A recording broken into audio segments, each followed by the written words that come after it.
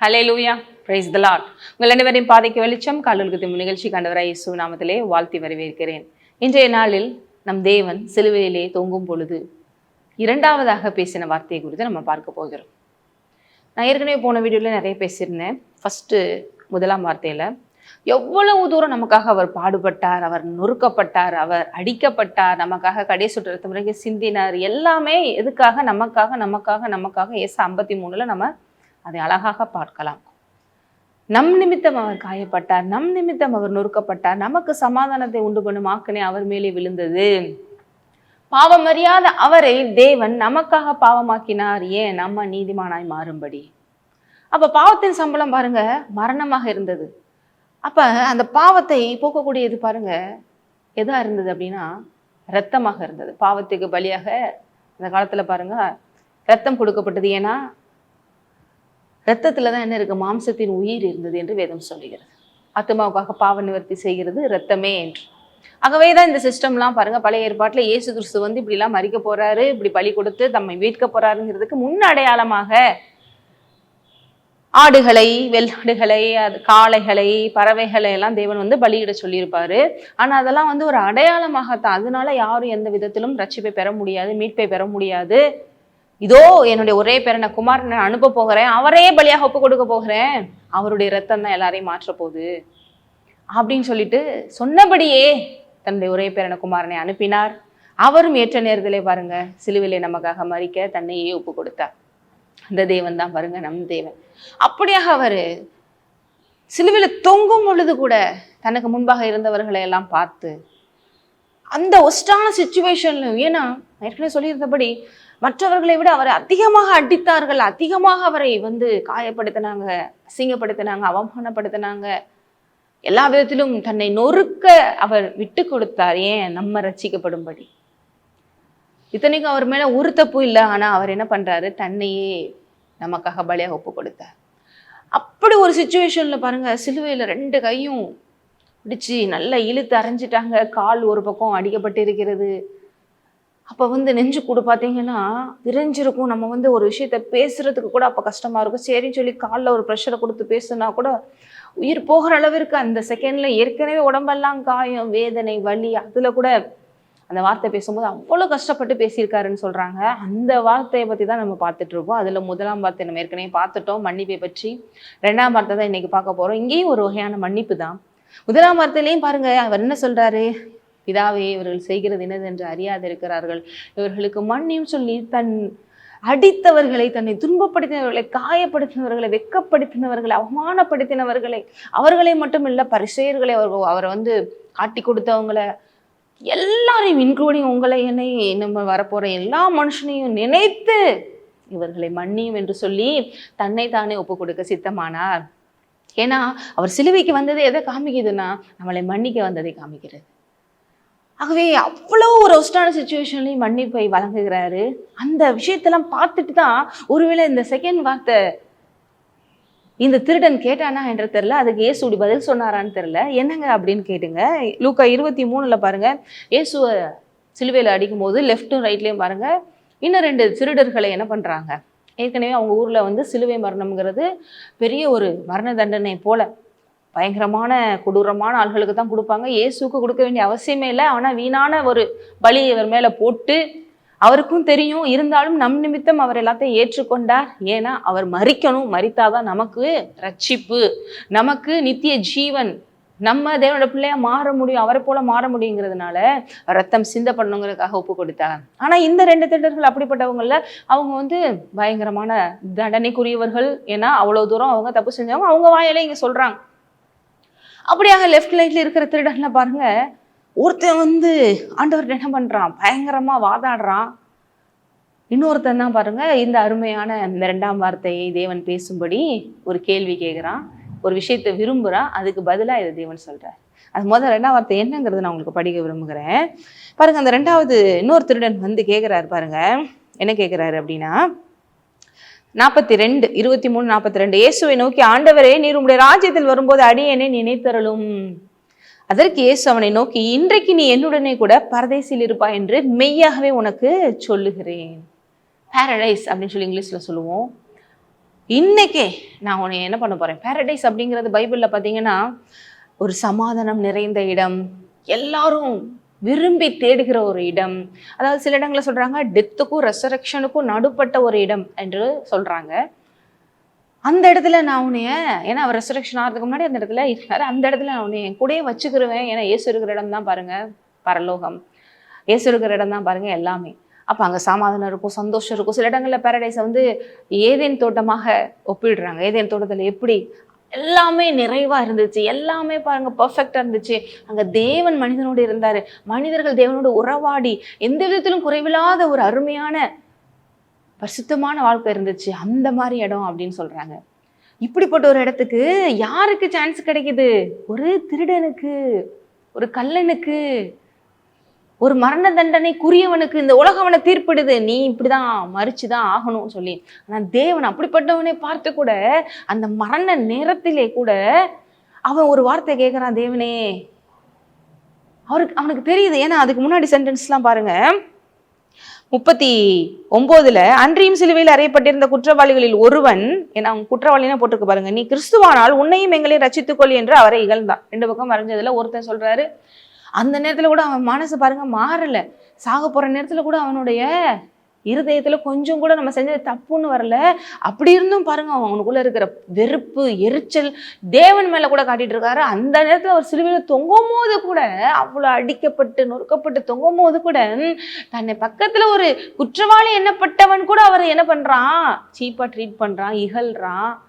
அப்ப கூட அவர் பேசாம இருக்கிறாரு பாருங்க. இங்க போட்டிருக்கு, நீ கிறிஸ்துவானால், நீ தான் கிறிஸ்துன்னு சொல்லிக்கிறீங்க, அதனால அவர் மேல எல்லாம் போட்டு வச்சாங்கல்ல, கிறிஸ்து இவர் வந்து என்னுடைய குமாரன் என்று சொல்லிக்கிறாருன்னு சொல்ல வச்சுதான் உண்மையிலே சிலுவையை விட்டு கொடுத்தாங்க, அதனால அப்படிலாம் போட்டு வைக்கிறாங்க. அப்ப நீ கிறிஸ்துதான்னு சொன்னீங்கன்னா உன்னையும் காப்பாத்திட்டு எங்கனையும் காப்பாற்ற வேண்டியதானே, இறங்கி நம்ம வா போயிடலாம் அப்படிங்கிற மாதிரி ஏளனமாக நக்கலாக அவன் பேசுறான் பாருங்க. மற்றவன் அவனை நோக்கி, இன்னொரு குற்றவாளி இந்த பக்கம் இருக்கிறவன், நீ இந்த ஆக்கினிக்கு உட்பட்டவனா இருந்தும் தேவனுக்கு பயப்படுகிறது இல்லையா? அவனை பார்த்து அந்த நேரத்துல கேட்குறான், டே உனக்கும் எனக்கும் நல்லாவே தெரியும் நம்ம எவ்வளோ மோசமான ஆள்கள்னு. ஆனா இங்க இருக்கிறவர் தெரியல, அவர் எவ்வளவு நல்லவர்னு உனக்கு புரியல, அதனாலதான் இப்படி பேசுற. அதான் இங்க சொல்றாரு, தேவனுக்கு பயப்படுகிறது இல்லையா? உனக்கு இப்ப கூட இந்த பயம் வரலையா தேவன் மேல? நீ செஞ்சது தப்பு, அதனாலதான் நம்ம அனுபவிச்சுட்டு இருக்கிறோங்கிற பயம் வரலையா? அவரை பார்த்து நீ இப்படி சொல்றாதான் சொல்றா பாருங்க, நாமும் நியாயப்படி தண்டிக்கப்படுகிறோம். அவனே சொல்றான், திருடனா இருந்துட்டு அவனே சொல்றான், நம்ம செஞ்சது தப்பு, அதனால நமக்கு நியாயப்படி தண்டனை கிடைக்குது, நாம் நடப்பித்தவைகளுக்கு தக்க பலனை அடைகிறோம், இவரோ தகாததொன்றையும் நடப்பிக்கவில்லையே என்று அவனை கடிந்து கொண்டு. இவரோ பாருங்க ஒண்ணுமே செய்யலையே, அவரை பார்த்தா நீ இப்படி சொல்லிட்டு இருக்க அப்படி சொல்லி அந்த நேரத்துல கூட திருடன் அவனை என்ன பண்றான், திட்டி இப்படி பேசாத அப்படி சொல்லி கடிந்து கொண்டுட்டு தான் இயேசுவை பார்த்து சொல்றான், எனக்கு புரியுது ஆண்டவரே, என் மனசாட்சி சொல்லுது நான் செஞ்சது தப்பு தான், ஆனா உங்களை பார்த்தாலே தெரியுது நீங்க குற்றமில்லாதவர், நீ பரிசுத்தர், நீ தேவகுமாரன், ஆகவே ஏதோ ஒரு காரணத்துக்காக தான் இதெல்லாம் நீங்க அனுபவிச்சுட்டு இருக்கீங்க, இது ஏதோ ஒரு காரணத்துக்காக நடந்துட்டு இருக்கு, ஆனா நீங்க கண்டிப்பா உங்களோட ராஜ்யத்தை ஸ்தாபிக்கும் போது என்ன மறந்துடாதீங்க, நீங்க தான் அந்த தெய்வம் அப்படிங்கறத அவனுக்கு உணருது. அந்த இருதயம் புரியுது பாருங்க. இந்த நேரத்துல நான் ஒண்ணு நினைக்கிறேன் பாருங்க, ஒவ்வொரு மனிதனுடைய இருதயத்துக்கு ஏற்றபடிதான் பாருங்க அவன் வாழ்க்கை இருக்குன்னு சொல்ற மாதிரி இவனுடைய இருதயம் எப்படி இருக்கு, தேவனை அந்த லாஸ்ட் மினிட்ல உணருது. பொதுவாகவே பாருங்க எல்லாருமே சொல்லுவாங்க, அந்த டெத் பீரியட்ல கொஞ்ச நாளைக்கு முன்னாடி எல்லாருக்குமே பாருங்க அந்த ஸ்பிரிச்சுவல் கனெக்ஷன்ஸ் வரும். மேபி அவங்க வந்து தேவனோட இருக்கிறவங்களா இருந்தா அது வந்து ஏஞ்சல்ஸ்லாம் தெரிகிற மாதிரியும் அப்படின்னு நிறைய விஷயங்கள்லாம் வரும். சில தேவன் இல்லாதவங்களா இருந்தாங்கன்னா இல்லை ஃபேமிலியோட ரொம்ப அட்டாச்சாக இருக்கிறவங்களுக்கு அவங்கவுங்க இறந்தவங்கலாம் தெரிகிற மாதிரி இருக்கும்னு சொல்லுவாங்க. இல்லைனாலும் பிசாசுகள் விஷயங்கள் நிறையங்கள் வரும். அவங்களுக்கு ஏதோ சம்திங் நமக்கு ஏதோ சப்னம் அப்நார்மலாக இருக்குது. ஏன்னா அவங்க சீக்கிரமாக இந்த உலகத்தை விட்டு போகிறாங்கிறதுனால அந்த ஸ்பிரிச்சுவல் கனெக்ஷன்ஸ் வருதா என்னன்னு தெரியல, அப்படிலாம் சொல்லுவாங்க. அப்போ இவனுக்கு வந்து உயிர் போகிற நேரம், அடித்து சிலுவையில் தொங்கப்பட்டுக்கிட்டு இருக்கிற நேரத்தில் கண்டிப்பாக அவன் மாம்சம் வந்து அப்படியே கொஞ்சம் கொஞ்சமாக உயிர் போயிட்டு இருக்கிற டவுனான நேரத்தில் அவனை உணர்றான், நான் செஞ்சது தப்பு தான் அப்படின்னு உணர்றான். உணர்ந்து அவனுக்கே புரியுதுன்னு இவரை ஏன்னா பாம்பின் கால் பாம்பறியும்னு சொல்லுவாங்க பாருங்க ஒரு பழமொழி. திருடனுக்கு திருடன் நல்லாவே தெரியும், ஆனால் இவரை பார்த்தா அப்படி தெரியல, இவர் இந்த தப்புக்கு வந்து பண்ணியிருக்க சான்ஸே இல்லை, ஆகவே இவருக்கு தண்டனை தேவையில்லை, ஆனாலும் இவர் ஏதோ ஒரு காரணத்துக்காக இதை ஏற்றுக்கொண்டிருக்கிறார்னு மாத்திரம் அவருக்கு தெரியுது. அதனாலதான் சொல்றான், என்ன சொல்றான், ஒரு அழகான ஜபத்தை அந்த இடத்துல ஏறெடுக்கிறான். இதுதான் அவனுடைய ஃபர்ஸ்ட் ஜபமாகவும் தெரியல, லாஸ்ட் ஜபமாகவும் இருக்கு. ஏன்னா இதுக்கு முன்னாடி ஆண்டவரை தேடிந்தா கண்டிப்பா மாறி இருப்பான். ஆனா ஒரே ஒரு ஜெபம் தான் பண்றான் வாழ்க்கையில, ஃபர்ஸ்ட் ஒன்று லாஸ்டாகவும். ஆனா அது பெஸ்டான ஜெபமா இருக்கு. கரெக்டா யாரை பார்த்து கேட்கணுமோ அவரை பார்த்து கேட்கிறாரு, அழகா பதிலும் கிடைக்குது. இதுதான் பாருங்க பெரிய right time the right place அப்படின்னு சொல்ற மாதிரி அழகா அமையுது பாருங்க.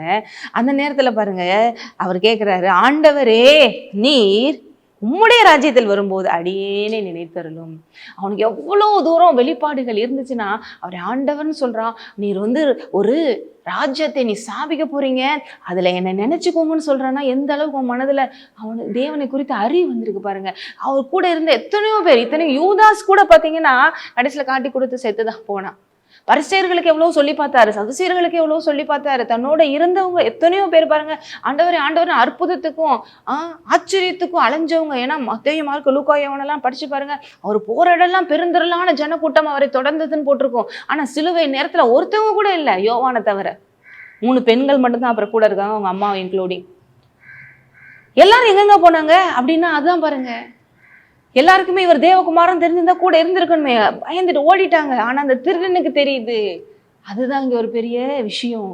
திருடனுக்கு தெரியுது, ஆண்டவரே நீ சாதாரண ஆள் இல்லை, எனக்கு புரியுது, ஏதோ உங்கள்கிட்ட ஒரு ஸ்பெஷல் இருக்கு, கண்டிப்பா நீங்க தேவகுமாரன் தான், இவன் சொல்ற மாதிரி இல்லை, ஆனா நீங்க என்ன மறந்துடாதீங்க, நான் இவ்வளவு நாள் எப்படியோ வாழ்ந்துட்டேன். அந்த நேரத்துல கூட ஆண்டவர் உனக்கு என்னப்பா ஈஸியா போச்சா, நீ செய்யறதெல்லாம் செஞ்சுட்டு கடைசி நிமிஷத்துல நீ பரலோகம் இதெல்லாம் நினைச்சிடுறியா, அதெல்லாம் உனக்கு மன்னிக்க முடியாது போ அப்படின்னு சொல்லி இருந்திருக்கலாம். ஆனா அந்த நிமிஷம் பாருங்க, ஒரு வார்த்தை கூட பேசல பாருங்க. இயேசு அவனை நோக்கி அந்த நேரத்துலயும் நான் சொன்ன மாதிரி அவ்வளவு ஒரு கிரிட்டிக்கலான சிச்சுவேஷன், ஒரு வார்த்தை கூட பேச முடியாது, அவர் வலி, பாடி ஃபுல்லா வலி. அதுல கூட இன்றைக்கு நீ என்னுடனே கூட பரதேசில் இருப்பா என்று மெய்யாக உனக்கு சொல்லுகிறேன், மெய்யாகவே அப்படின்னா நான் ட்ரூலி அடிச்சு சொல்றேன், கண்டிப்பா சொல்றேன். அது எவ்வளவு தூரம் அவருக்கு ரொம்ப பிடிக்குது பாருங்க. ஏன்னா ஒரு ஆத்மாவை கூட இழக்கக்கூடாதுன்னு அவர் நினைச்சதுனாலதான் இந்த உலகத்துக்கு வந்தார். அதனால அவர் உயிர் போற நேரத்துல கூட எனக்கு ஒரு ஆத்மா கிடைச்சிருச்சு, என் பிள்ளை எனக்கு திரும்பி வந்துருச்சு, இழந்து போன ஆடு என்கிட்ட வந்துருச்சுன்னு சொல்லி சந்தோஷமா ஏற்றுக்கொள்ற. எப்படி கெட்ட குமாரன் கதையில அவங்க அப்பா எல்லா தவறுகளையும் செஞ்சுட்டு ஓடி வரும்போது கூட சந்தோஷமா ஒரு விஷயத்த கூட பழைய விஷயத்த கேட்காம, சரிப்பா இவ்வளவு நாள் நீ கஷ்டப்பட்டுட்டேன், இனிமேல் நல்லா இருவா அப்படின்னு சொல்லி ஏற்றுக்கொண்டாரோ அந்த மாதிரி ஏற்றுக்கொள்றாரு. எவ்வளோ ஒரு மன்னிப்பு பாருங்க, எவ்வளோ ஒரு இரக்கம் பாருங்க. இதுக்காக தான்ப்பா நான் ரத்தம் சிந்திக்கிட்டு இருக்கேன், உன்னைய நான் மிஸ் பண்ணக்கூடாது தான் ரத்தம் சிந்திக்கிட்டு இருக்கேன். இன்னைக்கு கூட இதை கேட்டுக்கொண்டு இருக்கிறேன். நீங்க தேவன்கிட்ட வருவதற்கு எதுவுமே தடை இல்லை. ஆனா மனம் திரும்பும் பொழுது, அங்கே தேவன் மேல இயேசு மேல உங்க கண்ணை வைக்கும் பொழுது, நம்பிக்கையை வைக்கும் பொழுது, விசுவாசத்தை வைக்கும் பொழுது, அடுத்த நொடி உங்களுக்கு நித்திய ஜீவன் பரிசீலிக்கப்படுகிறது. இம்மையிலும் மறுமையிலும் நீங்கள் ஆசீர்வாதமாக வாழலாம். ஏன்னா இயேசுனுடைய ஸ்பெஷலே பாருங்க, அந்த உலகத்துல அவர் வாழும் பொழுதே, ஊழியம் செய்யும் பொழுதே பாருங்க, எல்லாரும் அவரை கேலி பண்றாங்க, என்ன நீ பாவிகளோடு போய் உட்கார்ந்துருக்கீங்க, இவங்க எல்லாம் மோசமானவங்களுக்கு தெரியாதா, அவங்க கூட உட்காந்து சாப்பிட்டுட்டு இருக்கீங்க, வச்சுட்டு இருக்கீங்கன்னு போற இடம்லாம் வம்பிழுக்கிறாங்க. அப்பதான் தேவன் சொல்றாரு, பாவிகளை ரட்சிக்கவே நான் இந்த உலகத்திற்கு வந்தேன், பிணியாளிகளுக்கே மருத்துவம் தேவைப்படுகிறதுப்பா, நான் அதுக்குதான்ப்பா வந்தேன். அப்ப பாருங்க, இயேசுனுடைய ஸ்பெஷல் என்ன, பாவிகளினுடைய நண்பன் கூட அழைக்கப்பட்டார். அப்போ யாரா இருந்தாலும், பாவத்துல இருக்கிறவங்க யாரா இருந்தாலும் அவர்கிட்ட வரும் பொழுதுதான் அங்க மீட்பு கிடைக்கிறது. நான் சரி பண்ணிட்டு இயேசுட்ட வருவேன்னு சொல்லி என்னைக்குமே சரி பண்ண முடியாது. ஏனென்றால் அவருடைய ரத்தம் மாத்திரமே நம்மளுடைய எல்லா பாவங்களிலிருந்து சுத்திகரிக்க முடியும் என்று வசனம் சொல்லுகிறது. தேவனுடைய ரத்தமே இல்லாமல் நாம் எந்த விதத்திலும் 1 யோவான் 1:7 பாருங்க, தேவகுமாரனா இயேசு கிறிஸ்துவின் ரத்தம் நம்மை எல்லா பாவங்களிலிருந்து சுத்திகரிக்கிறது. தேவகுமாரனா இயேசு கிறிஸ்துவினுடைய ரத்தம். அதே போல யோவான் 6:37 பாருங்க, என்னிடத்தில் வருகிறவன் நான் ஒருபோதும் புறம்பே தள்ள மாட்டேன். என்னிடத்துல யார் வந்தாலும் நான் ஒருபோதும் புறம்பே தள்ள மாட்டேன். அப்படி ஒரு தேவன் இந்த தேவன், அப்படி ஒரு தேவன் தான் நம்ம இயேசு கிறிஸ்து. அப்ப லாஸ்ட் மினிட்ல கூட, அந்த உயிர் போகிற சிச்சுவேஷன்ல கூட அவன் குற்றவாளியாக தான் இருக்கிறான். ஏன் நீ என்னென்னலாம் செஞ்ச, கொஞ்சமாவது நீ கடவுளை நம்பினையா, மதிச்சையா, என் பேச்சை கேட்டியான்னு சொல்லி அவர் அதுங்க எதுவுமே கேட்கல. இன்றைக்கே நீ என்னுடனே கூட பரதேசியில் இருப்பாய் என்று மெய்யாகவே உனக்கு சொல்றேன்னு அழகான ஒரு ப்ராமிஸை கொடுக்குறாரு. அந்த ஜெபத்துக்கு ஒரு அழகான பதிலை கொடுக்குறாரு. அவன் பாருங்க எவ்வளவு சந்தோஷமா மறிச்சிருப்பான், எவ்வளோ சந்தோஷமா பாருங்க. அவன் லாஸ்ட் மினிட்ல, இவ்வளோ நாள் இந்த உலகத்துல அநியாயம் பண்ணிட்டோம், அக்கிரமம் பண்ணிட்டோம், என்னென்னமோ மாதிரி வாழ்ந்துட்டோம், அந்த லாஸ்ட் மினிட்ல பாருங்க தேவனை பிடித்து கொண்டான். அடுத்த ஒரு உலகத்துக்கு போகும்போது உண்மையிலேயே பாருங்க அவன் பாக்கியவானாய் மாறிவிட்டான். ஏன்னா கர்த்தரை நம்புகிறவன் பாக்கியவானாய் இருக்கிறான்.